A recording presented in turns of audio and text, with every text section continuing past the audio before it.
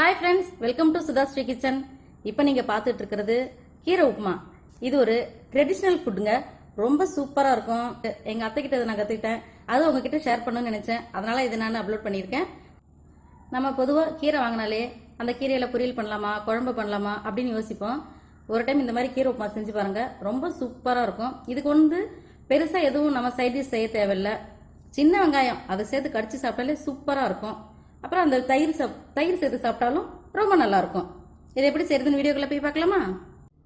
கீரை உப்புமா செய்யறதுக்கு நான் இங்க அரிசி பருப்பெல்லாம் ஊற வச்சிருக்கேன். இந்த கீரை உப்புமாக்கு என்னென்ன பொருள் தேவைன்னு பார்த்துக்கலாம். முதல்ல ஒரு கட்டு கீரை, அரைக்கீரை வாங்கியிருக்கேன். இன்னைக்கு அரைக்கீரை நான் சேர்த்திருக்கேன். முருங்கைக்கீரை, முளைக்கீரை என்ன வேணாலும் சேர்த்துக்கலாம். இன்னைக்கு எனக்கு அரைக்கீரை கிடைச்சது, அதை நான் எடுத்துக்கிட்டேன். இந்த கப்பில் 2 கப்பு அரிசினா 1 கப்பு துவரம் பருப்பு. இந்த மெஷர்மெண்ட்டை நான் அளந்து வச்சிருக்கேன், கழுவி வச்சிருக்கேன். இப்போ இதுக்கு மிளகாய் ஒரு 12 மிளகாய் எடுத்திருக்கேன். தேங்காய் 1 முடி தேங்காய் 2 கைப்பிடி ஃபுல்லாக வைக்கிற மாதிரி இது ப்ரெஸ் பண்ணி வச்சிருக்கேன். சீரகம் 2 ஸ்பூனு, உப்பு தேவையான அளவுக்கு, பெருங்காயத்தூள்.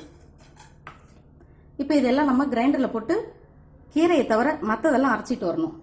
கிரைண்டரில் மிளகாலாம் சரியாக அரைப்படாது. அதுக்காக நான் முதல்ல ஒரு மிக்சி ஜாரில் தேங்காய், சீரகம் எல்லாத்தையும் தனியாக அரைச்சிட்டு,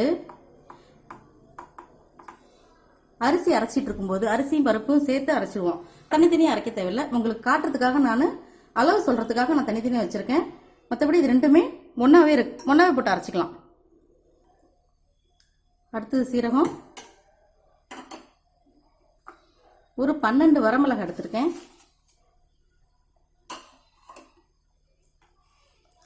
உப்பு, பெருங்காயத்தூள். இது முதல்ல அரைச்சிக்கலாம். அதுக்கப்புறம் இட்லி அரிசி எடுத்திருக்கேன். 2 இட்லி அரிசினா 1 துவரம்பருப்பு. இது ரெண்டையும் ஒன்னாவே நம்ம அரைச்சிக்கலாம். கொஞ்சம் குறன்னு அரைச்சிக்கணும், நைஸா அரைப்படக்கூடாது. அப்பதான் உப்புமா செய்யும்போது வேக வச்சுதான் நம்ம இன்னைக்கு செய்யறோம், அப்படியே பொலப்பொலன்னு வரும். ரொம்ப நம்ம நைஸா அரைச்சிட்டோம்னா ரொம்ப கெட்டி கெட்டியா இருக்கும், சாப்பிடும்போது நல்லா இருக்காது. அதனால இப்போ இந்த அரிசியும் பருப்பையும் குறன்னு கிரைண்டர்ல போட்டு அரைச்சிட்டே இருக்கும்போது இந்த மிக்சியில சேர்த்த பொருள் எல்லாத்தையும் அரைச்சி அதோட கலந்து நம்ம எல்லாத்தையும் ஒன்னா கலக்க போறோம். அடுத்தது கீரை எப்படி சேர்க்கறதுன்னு பார்க்கலாம்.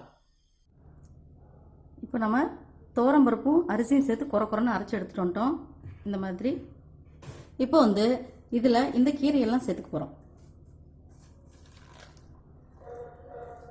இந்த டிஃபன் செஞ்சு பாருங்களேன், ரொம்ப சூப்பரா இருக்கும். குழந்தைங்க கீரை சாப்பிடாத குழந்தைங்க கூட இந்த உப்புமா சாப்பிட்டாங்கன்னா ரொம்ப பிடிச்சிரும். எங்க வீட்டில் அதை அடிக்கடி நாங்கள் செய்வோம்.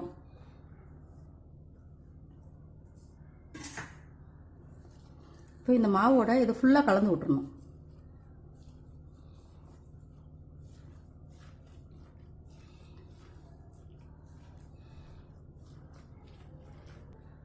இப்போ இந்த மாவுல கீரையெல்லாம் போட்டு நல்லா கலந்து வச்சிட்டோம்.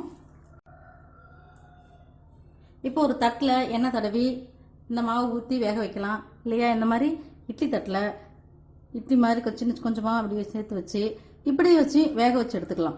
அது மொத்தம் நம்ம வேக வச்சு இதை எடுத்துக்கணும். நான் இன்னைக்கு இட்லி தட்டில் தான் வச்சு வேக வைக்க போகிறேன். இப்போ அந்த கீரை சேர்த்த மாவு கலவையை நான் இந்த மாதிரி இட்லி தட்டில் நான் இந்த மாதிரி ஊற்றி வச்சுருக்கேன். இதை நம்ம வேக வச்சு எடுத்துட்டு வந்துடுவோம். இந்த வேக வச்ச இட்லியை வச்சு எப்படி நம்ம உப்புமா செய்யறதுன்னு பார்க்கலாம். இப்போ நம்ம மாவுல கீரைலாம் கலந்து வச்சோம் இல்லைங்களா, பார்த்தீங்களா? இந்த மாதிரி இட்லி மாதிரி எடுத்துக்கிட்டேன். இப்போ இதை நம்ம மிக்சி ஜாரில் போட்டு பொடி பொடியாக செஞ்சுக்கணும்.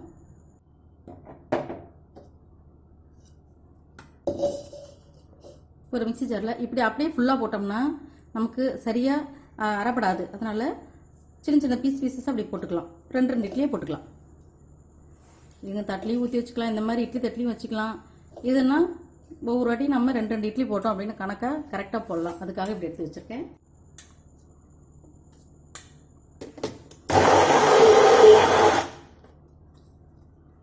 சுமார் ஒரு வாட்டி போட்டால் போதும். இந்த மாதிரி பொடி பொடியாக வர்ற மாதிரி போட்டால் போதும், அவ்வளோதான். இதே மாதிரி எல்லா இட்லிகளையும் இந்த மாதிரி நம்ம பொடி செஞ்சு எடுத்துகிட்டு நம்ம எப்படி உப்புமா செய்யறதுன்னு பார்க்கலாம்.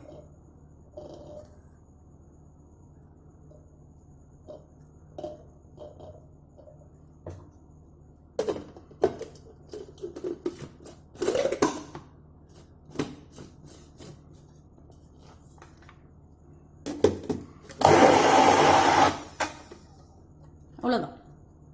ஒரு 2 செகண்ட் வச்சா போதும். ரொம்ப நேரம் வச்சிங்கன்னா அப்படியே கொல கொலான்னு வந்துடும் இட்லி.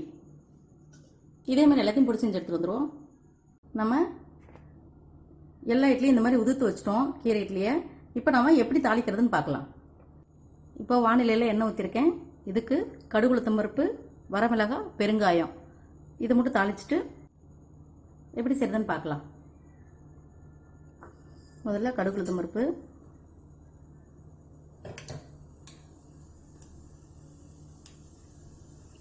இதுக்கு இந்த மாதிரி சிவப்பு மிளகாவும் போட்டுக்கலாம். மோர் மிளகாய் இருந்தால் போட்டால் அதுவும் நல்லா இருக்கும். மோர் மிளகாவும் சூப்பராக இருக்கும் டேஸ்ட்டு.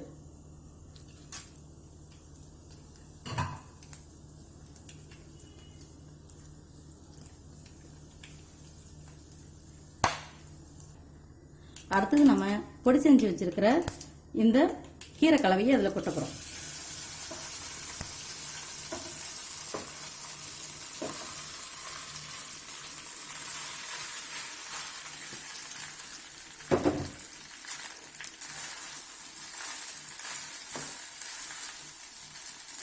இதை நம்ம லோ ஃப்ளேம்லேயே வச்சு நல்லா ஹீட் ஏறணும், நல்லா வேகணும். அவ்வளோதான். வெந்திருக்கு ஏற்கனவே, இருந்தாலும் இன்னும் கொஞ்ச நேரம் இந்த உப்புமாவுக்கு தகுந்த அளவுக்கு இது வெந்தால் தான் ரொம்ப நல்லாயிருக்கும். இது நான்ஸ்டிக்கில் போட்டதுனால இது ஒட்டாமல் வரும். இதுவே நம்ம இரும்பு வானொலி இருக்குது பார்த்தீங்களா, அதில் நம்ம எண்ணெய் ஊற்றி செஞ்சுட்டு இருந்தோம்னா லாஸ்ட்டாக இங்கே கீழே நமக்கு அப்படியே ஏடேடாக வரும். அது ரொம்ப டேஸ்ட்டாக இருக்கும். அது நீங்கள் இரும்பு வானொலியில் செஞ்சு பார்த்துருங்களேன், ரொம்ப நல்லாயிருக்கும். அப்படியே தோசை மாதிரி வந்துடும். கீழே அப்படியே மெல்லிஸாக இருக்கும். அதை எடுத்து சாப்பிட்டா ரொம்ப சூப்பராக இருக்கும். நீங்கள் இரும்பு வானிலையும் உபயோகப்படுத்தலாம். இல்லைன்னா அடிக்கடமான பாத்திரமா இருந்தால் அதை எடுத்து யூஸ் பண்ணாலும் உங்களுக்கு அந்த மாதிரி கீழே அப்படியே ஒரு ஏடாக வரும். அது வந்து பொன்னிறமாக இருக்கும்போது எடுத்து சாப்பிட்டா சூப்பராக இருக்கும். இப்போ கொஞ்ச நேரம் மூடி வைப்போம், சீக்கிரம் வந்துடும். நடுவில் 2 டைம் எடுத்து நான் கலந்து விட்டேன். இப்போ திறந்து பார்க்கலாம்.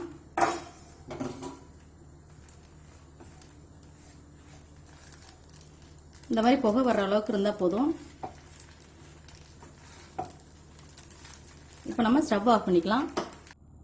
உங்களுக்கு இந்த கீரை உப்புமா பிடிச்சிருந்துச்சுன்னா சுதாஸ்ரீ கிச்சனுக்கு சப்ஸ்கிரைப் பண்ணுங்க, ஃப்ரெண்ட்ஸ் அண்ட் ரிலேட்டிவ்க்கு ஷேர் பண்ணுங்க, லைக் பண்ணுங்க, கமெண்ட் பண்ணுங்க.